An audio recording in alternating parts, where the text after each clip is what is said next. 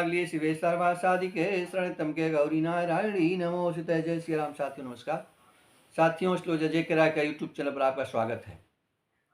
साथियों, यदि आप हमारे चैनल पर प्रथम बार उपस्थित हुए तो हमारे वीडियो पहली बार देख रहे हैं, कृपया हमारे चैनल को सब्सक्राइब कर लें, बगल में बेल आइकन घंटी प्रेस कर लें, जिससे आपको नई नई बातें समय से पता चलती रहे, आप उनसे अवगत होते रहें। साथियों, कुछ समय से पहले मैं आपको तमाम महीनों में, तारीखों में कौन कौन से मुहूर्त पड़ रहे हैं, इसके विषय में तमाम बातें आपको बताता हूँ, अलग अलग मुहूर्तों के विषय में। तो पिछले समय में मैंने आपको विवाह के विषय में भी बताया था। साथियों, ये जो हमारे विवाह जो मुहूर्त होते हैं, पंचांगों में पहले ही वर के लिए सूर्य बल, तो पुरुष के लिए सूर्य बल, चंद्र बल, कन्या के लिए चंद्र बल और बृहस्पति बल, ये सब देखने का विधान दिया गया है। लेकिन कभी कभी अधिकांश लोग इसकी उपेक्षा कर देते हैं, जिसकी वजह से जो नव दंपति हैं उनको जीवन में, वैवाहिक जीवन में तमाम व्यवधाएं उपस्थित हो जाती हैं। तो मैं तो सिर्फ एक छोटी सी जानकारी आपको देना चाहता हूँ कि किन किन महीनों में, बताता रहूँगा मैं, किन किन महीनों में किन किन तारीखों को ये किन किन राशियों के लिए विवाह मुहूर्त होगा। अब जैसे मान लीजिए मैं मेष से लेकर मीन तक राशि के लिए विवाह मुहूर्त बताऊंगा जनवरी में।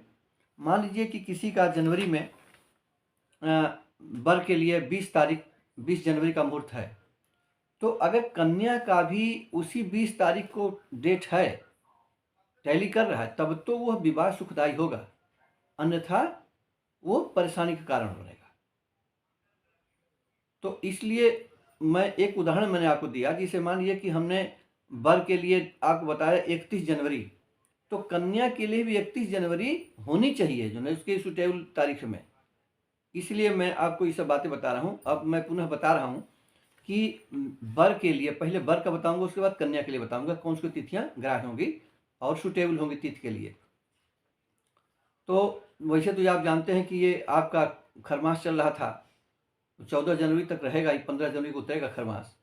तो कुछ दिन बालत्व रहता है, उसके बाद बलशाली ग्रह होता है, तब ये मुहूर्त इत्यादि प्रतिपादित किए जाते हैं। तुरंत उतरने के बाद और संक्रांति के 3 दिन तो वैसे भी कोई मुहूर्त ग्राह्य नहीं होता है, लेकिन कुछ लोग ऐसा कर ले रहे हैं, अब उनकी मर्जी। तो ये मेष के लिए, जो राशि के लिए जो वर का मुहूर्त होगा, वो 20, 21, 30 और 31 होगा। ये जनवरी है, 12 जनवरी नहीं कहूँगा ताकि समय ज़्यादा लगेगा। तो वर के लिए, मेष राशि के वर के लिए 20, 21, 30, 31 होगा। वृष राशि के लिए 16, 20, 21, 30, 31 होगा। और देखिए, मिथुन राशि के जो वर होंगे उनके लिए जनवरी में कोई मुहूर्त विवाह का नहीं है।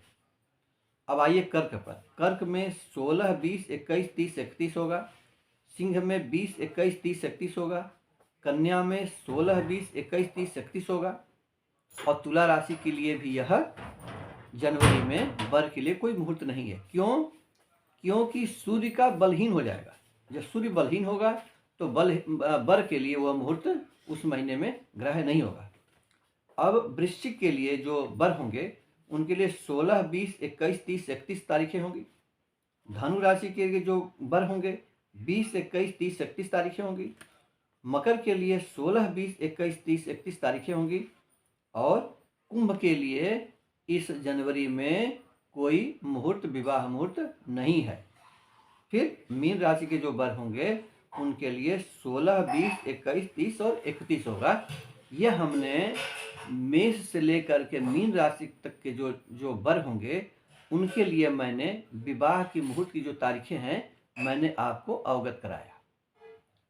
अब जैसे मैंने पहले बताया था कि विवाह, जिसे कि मेष का कोई वर है, अगर उसकी तारीख 1 है तो कन्या के भी 1 तारीख अगर टैली करेगी तारीख में, तभी जाकर के वो विवाह सुखदायी होगा। अब मैं आपको कन्या के जो तारीखें होंगी जनवरी में, उसके विषय में आपको मैं अवगत कराने जा रहा हूँ। सर्वप्रथम मेष राशि। तो मेष राशि की जो कन्या होगी उसके लिए जो तारीख होगी 20, 21 और 30 और 31 होगी। ये मेष राशि कन्या के लिए होगी। वृष राशि कन्या के लिए 16, 20, 21, 30 और 31 तारीख होगी ये वृष राशि के कन्या के लिए। और मिथुन राशि के लिए जो देखिए अब बता रहा हूँ मैं, मिथुन राशि के लिए जो कन्या होगी उसके लिए 16 जनवरी का जो मुहूर्त होगा वो परफेक्ट है। मुहूर्त पंचांग में 20 और 21 का भी दिया हुआ है, लेकिन यदि 20 से 21 में यदि आप शादी करते हैं तो चंद्रमा का दान करना पड़ेगा, और चंद्रमा के दान करने के उपरांत ही विवाह करना सुखदायी होगा, अन्यथा चंद्र दोष लग जाएगा। तो चंद्रमा का दान करने के लिए क्या करना चाहिए? और चंद्रमा का जो मंत्र है ओम सोम सोमाय नमः, ओम श्रांग श्रींग सौं सह चंद्रमसे नमः का मंत्र का जाप होगा। जब संख्या पूरी 10,000 होती है, लेकिन जैसा आपके पंडित जी करा सकें।